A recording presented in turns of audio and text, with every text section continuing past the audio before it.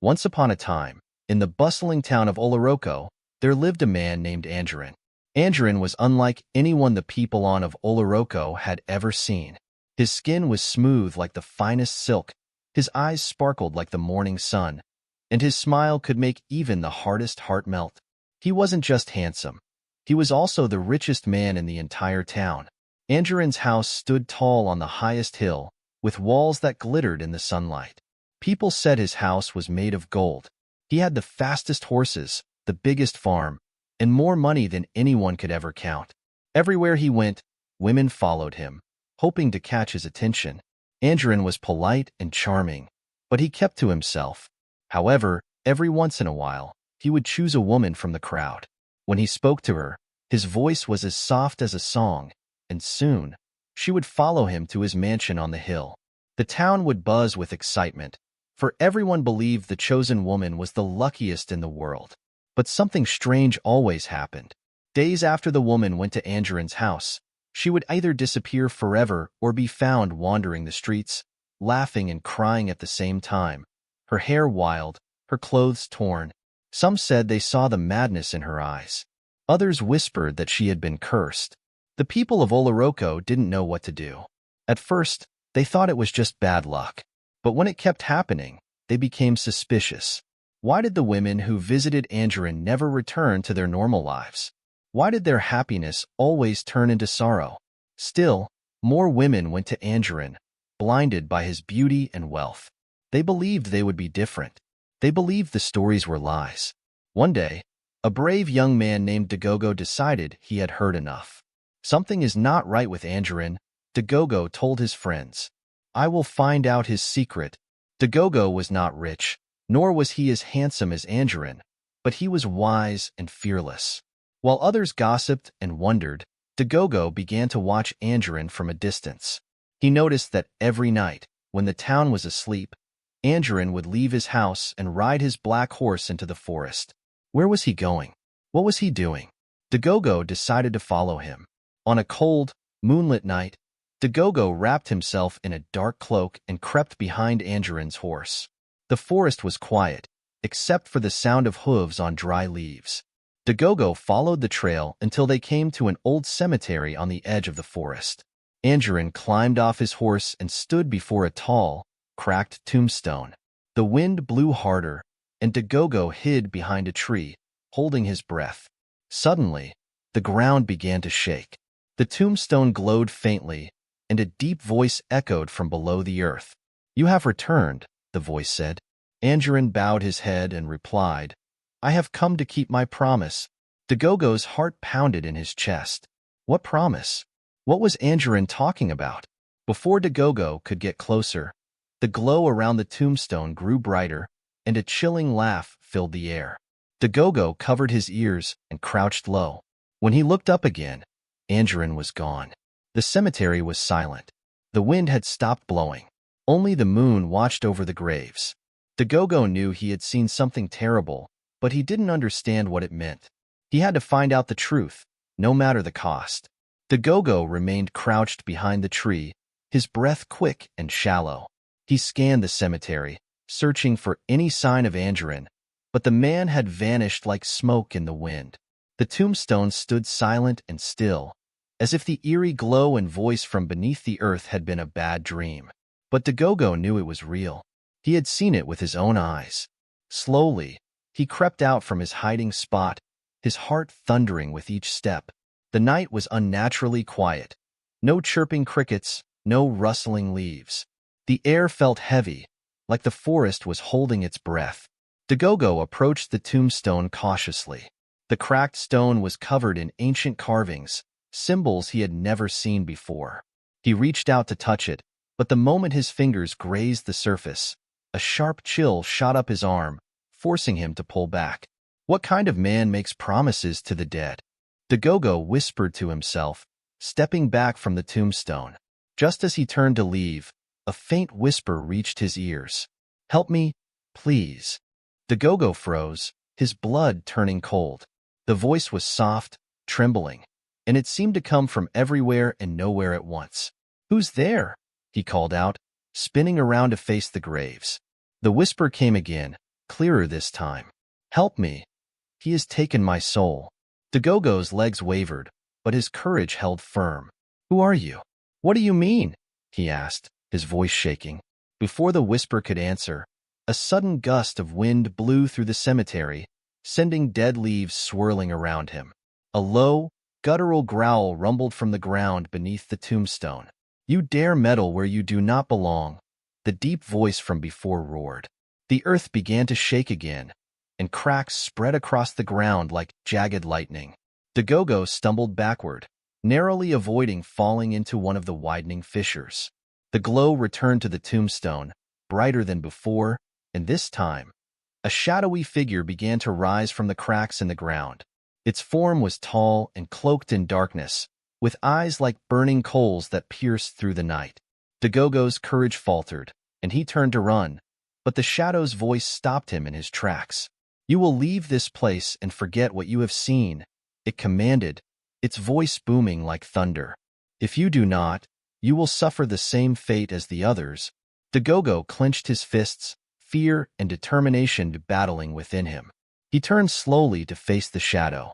What have you done to the women who went to Anjorin's house? What kind of deal did he make with you? The shadow laughed, a chilling sound that echoed through the forest. Anjorin is bound to me by blood and promise.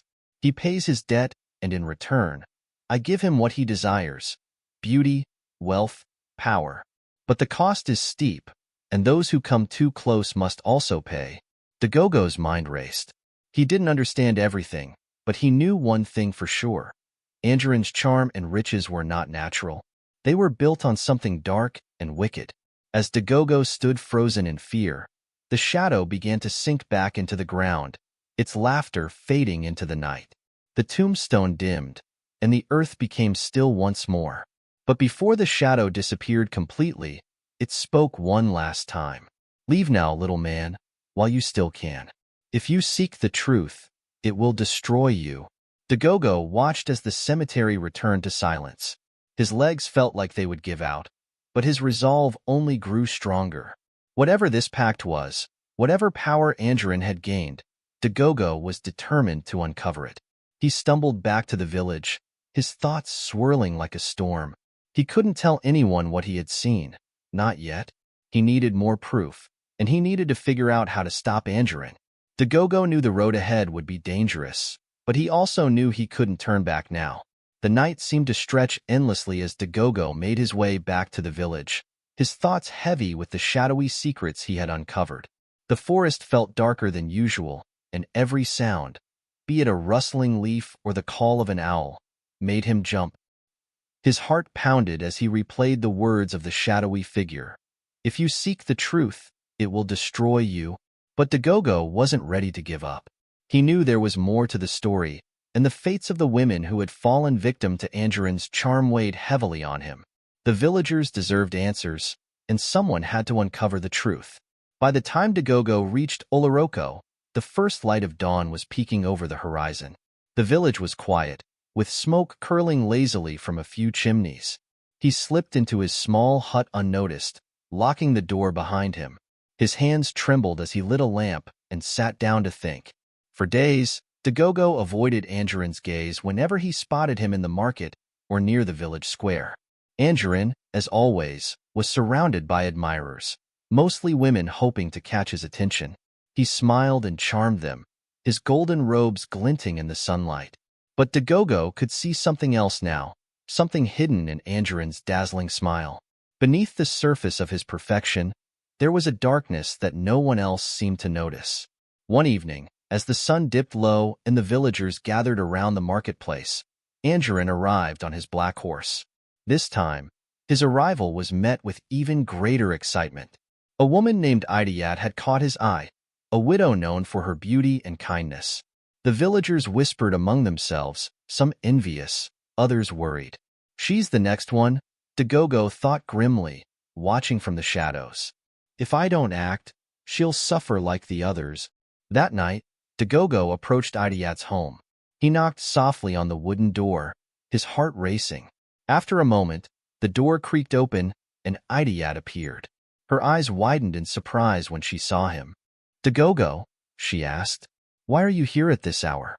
I need to speak with you, Dagogo said, his voice low.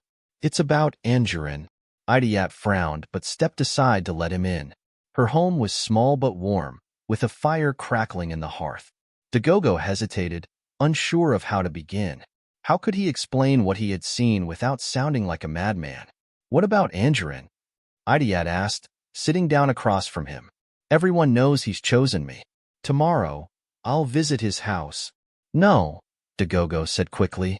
You must not go. You don't know what happens to the women who enter his home. Idiat's expression hardened. I know the stories, Dagogo, but they're just rumors. People are jealous of him. Anjorin has done nothing wrong. They're not rumors, Dagogo insisted. The women who disappear or go mad. It's because of him. I saw something. Something terrible. Idiat tilted her head. Her curiosity piqued. What did you see? Dagogo hesitated. He didn't want to scare her, but she needed to know the truth.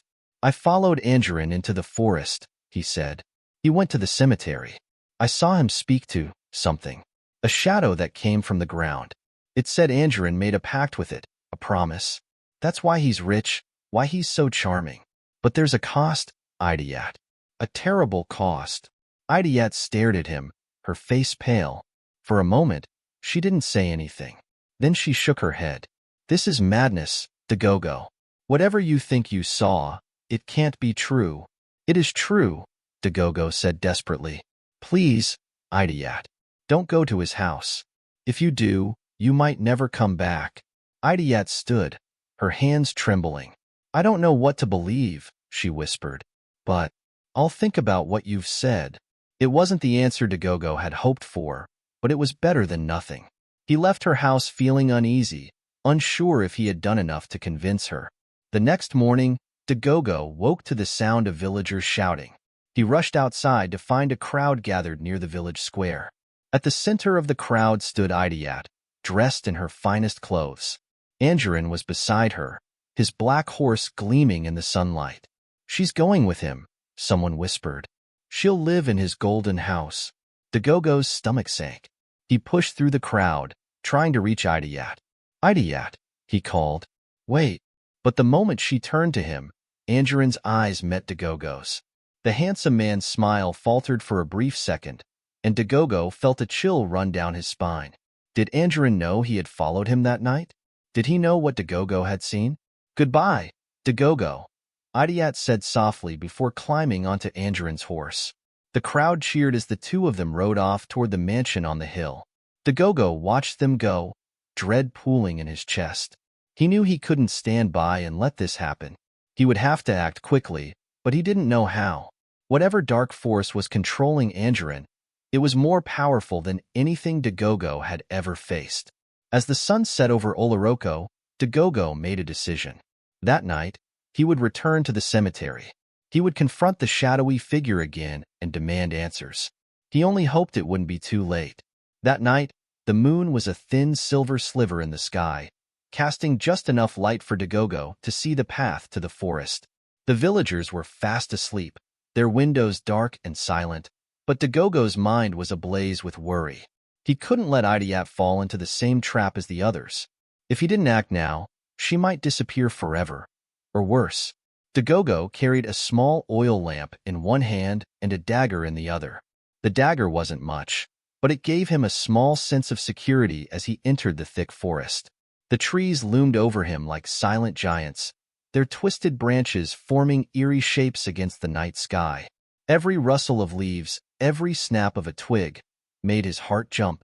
As he approached the cemetery, Dagogo slowed his steps. The air was colder here, and an unnatural silence hung over the place, as though even the wind dared not enter. The tombstone, the one Anjorin had stood before, was just ahead, its cracked surface faintly visible in the dim light. Dagogo crouched behind a bush, his heart pounding. He had been here before, but this time felt different. This time, he wasn't just spying. He was planning to confront whatever lay beneath the tombstone. As he waited, the ground suddenly began to tremble. A faint glow spread from the tombstone, just like before, and the deep, guttural voice echoed through the air. You have returned, Anjorin. it said. But this time, you bring something special. Dagogo's breath caught in his throat. He peered through the bushes and saw Anjorin standing before the tombstone, holding Idiat's hand. She looked dazed, as if she wasn't fully aware of where she was. I have kept my end of the bargain, Anjorin said, his voice calm but with a hint of desperation. I bring you another soul. Release me now. Let me be free of this curse. The voice laughed, a sound so chilling it made Dagogo's skin crawl. You think you can escape, Anjorin? You think the pact ends so easily? You are bound to me until the last breath leaves your body. Your beauty, your wealth, they come at a cost, and that cost is eternal. Anjorin clenched his fists, his calm demeanor cracking. I didn't agree to this. You promised me power, not slavery. And you promised me souls, the voice replied. You will give me what I am owed, or you will lose everything. Idiat stirred, her eyes fluttering open. She looked around in confusion, her gaze landing on the glowing tombstone. Where am I? She whispered, her voice trembling. Anjorin, what is this? Stay quiet, Anjorin hissed, pulling her closer to him. You'll be fine. Dagogo couldn't take it anymore. He stepped out from his hiding place, gripping the dagger tightly. Let her go, he shouted, his voice ringing through the cemetery. Anjorin spun around, his eyes narrowing. You, he said, his voice dripping with disdain. You don't know what you're doing. Leave now, before it's too late. No, Dagogo said firmly, stepping closer. I know what you've done, Anjorin. I know about the pact. I'm not leaving until she's safe. The ground shook violently, and the glow around the tombstone grew brighter. The shadowy figure began to rise again, its form towering and menacing. You dare interrupt our deal, mortal? It growled, its fiery eyes locking onto Dagogo. Do you wish to take her place? Dagogo's hands shook, but he stood his ground. I won't let you take her. If you want someone, take me instead. The shadow paused, its glowing eyes narrowing. An eerie silence fell over the cemetery as the figure seemed to consider Dagogo's words. Anjorin's face twisted in shock and fear. What are you doing, Dagogo? He demanded. You don't understand. This thing will destroy you. Better me than her, Dagogo said, his voice steady despite the terror coursing through him. The shadow let out a low, rumbling laugh. A noble sacrifice, it said mockingly, but I have no use for your soul. It is not tainted by greed or desire. I only take what is willingly offered. Dagogo's mind raced. He had to find another way to stop this. But before he could speak again, the shadow turned back to Anjorin. You owe me, Anjorin. This woman's soul is mine. If you wish to save her, you must offer me something greater. Anjorin's face went pale. There's nothing left to give, he said, his voice trembling. You've taken everything. The shadow's laughter echoed once more. Not everything. There is one thing you still cling to, your life. Dagogo's eyes widened. The shadow's words hung in the air like a death sentence, and Anjorin's expression darkened. He looked at Idiat, then at Dagogo, and finally at the shadow. I can't, Anjorin stammered, his voice barely a whisper. The shadow's eyes burned brighter. Then the woman is mine. Dagogo knew he had to act fast. He stepped forward, raising his dagger. What if there's another way? He asked, his voice filled with determination. What if we break the pact entirely? The shadow turned its fiery gaze to Dagogo, its form rippling like smoke. You cannot break what is bound, it said coldly. But if you truly wish to try, you must face the consequences. Dagogo tightened his grip on the dagger, his heart racing. Tell me what I have to do. The shadow's laughter filled the air once more, and the glow around the tombstone grew so bright that it blinded Dagogo. When he opened his eyes again, the cemetery was silent, and the shadow was gone. But Anjorin and Idiat were still there, their faces etched with fear. What just happened? Idiat whispered. Dagogo lowered his dagger, his mind spinning. He didn't have the answers yet, but he knew one thing. The pact wasn't over, and the fight had just begun. Dagogo stood in the eerie silence of the cemetery, his mind racing. The shadow was gone, but its presence lingered in the cold air, a reminder of the darkness that bound Anjorin to his cursed fate. Anjorin fell to his knees, his head in his hands, while Idiat clung to Dagogo, trembling. "You've put us all in danger," Anjorin muttered, his voice hollow. "You don't know what you've done." "No," Dagogo said firmly, pulling Idiat behind him. "I'm doing what you were too afraid to do, ending this." Anjorin looked up, his once proud face now filled with despair. "You don't understand. The pact is unbreakable. I tried to stop it, but the price was too high. I couldn't give up my life." Dagogo stepped closer to him. "Then you've doomed every woman who comes near you. You've let your greed destroy them. You've let fear control you." Anjorin's lips trembled, but he had no answer. Dagogo turned to Idiat. "Go back to the village," he said gently. "Tell no one what happened here." Idiat hesitated, her eyes darting between the two men. "What about you? What will you do?" "I'll find a way to end this," Dagogo said. "But you must stay safe." With a reluctant nod, Idiat ran toward the village, disappearing into the darkness. Dagogo turned back to Anjorin, his jaw set with determination. "We're going back to the tombstone," he said. "You're going to fix this, no matter what it takes." They stood before the cracked tombstone once more, the air thick with tension. Anjorin hesitated, his hands shaking as he placed them on the cold stone.